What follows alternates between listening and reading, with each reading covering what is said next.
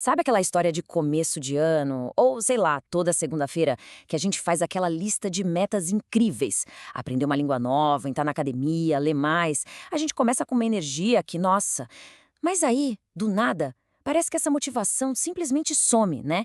E o que fica é aquela sensação de fracasso que, convenhamos, todo mundo conhece bem.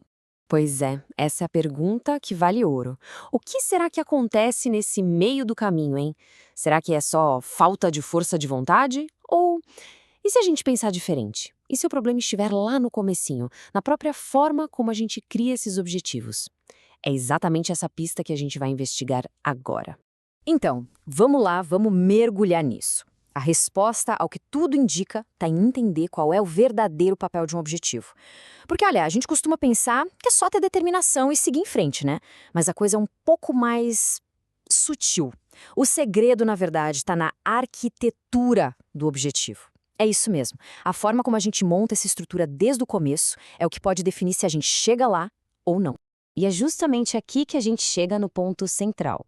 Existe um paradoxo bem curioso na forma como a gente lida com metas. E olha, entender esse paradoxo é sem dúvida o primeiro grande passo para a gente conseguir quebrar aquele ciclo de frustração e começar de fato construir um caminho de sucesso. Olha só, a primeira grande peça desse quebra-cabeça está na combinação de duas palavrinhas mágicas: desafiador e específico. Pensa bem, falar, eu quero ser mais saudável.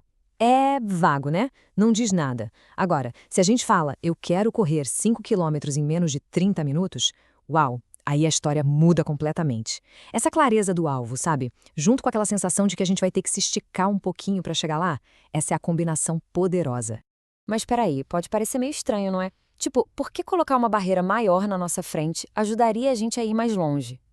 A resposta para isso é fascinante e está na maneira como o nosso cérebro e a nossa motivação reagem quando encontram um bom desafio pela frente.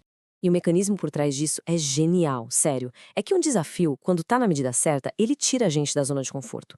Automaticamente, isso faz a gente colocar mais esforço. E com mais esforço, a gente acaba desenvolvendo a persistência, aquela força para não jogar a toalha no primeiro problema que aparece. E claro, para amarrar tudo isso, a gente precisa de concentração total, focando toda a nossa energia na direção certa.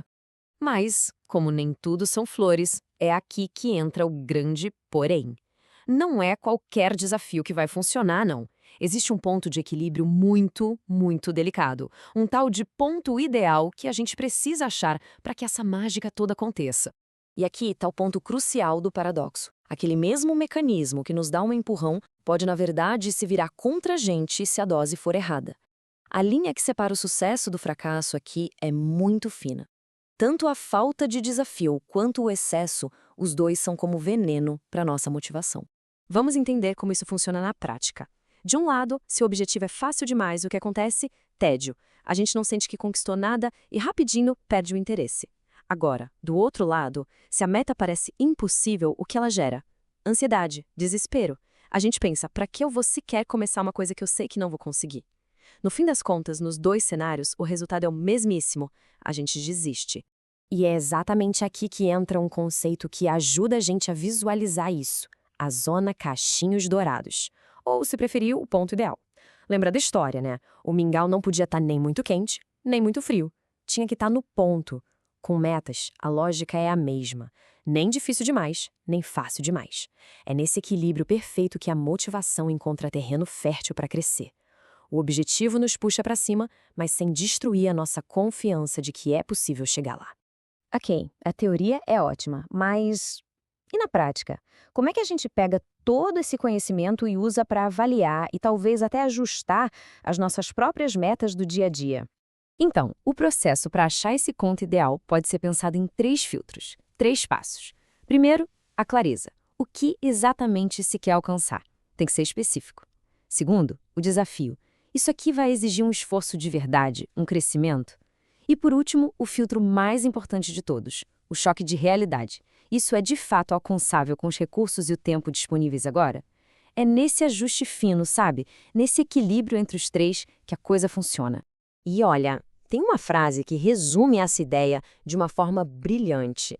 Um objetivo bem construído não é só um ponto final, uma linha de chegada. Ele é o próprio combustível que mantém a gente em movimento, dia após dia. É um motivo para levantar da cama, para continuar tentando, para manter o foco. E para a gente fechar, fica aqui a reflexão. E as nossas metas hoje? As que estão na nossa cabeça ou no papel? Onde elas estão? Estão deixando a gente no tédio porque são fáceis demais? Ou estão paralisando a gente de medo porque parecem impossíveis? Fica a pergunta. Talvez, só talvez, encontrar esse tal de ponto ideal seja a virada de chave que faltava para transformar boas intenções em conquistas de verdade.